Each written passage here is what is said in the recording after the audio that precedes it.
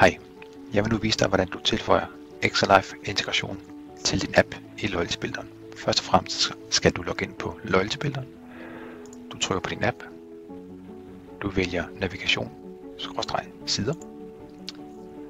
Du trykker tilføj side. Så er der kommet en ny knap, der hedder Exalife. Vælg knappen. Du skal nu tilføje den nye knap eller den nye side til din app. Rediger hjem. Vælg det knaplag, den skal ind i. Tryk rediger. Tilføj knap.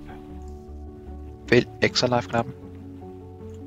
Du kan nu se, at Exalife-knappen er tilføjet på din hjemmeskærm. Den nede i højre hjørne. Du kan selv bestemme, hvor den skal være henne ved at trække op og ned. Tryk næste. Tryk opdater. Tryk OK.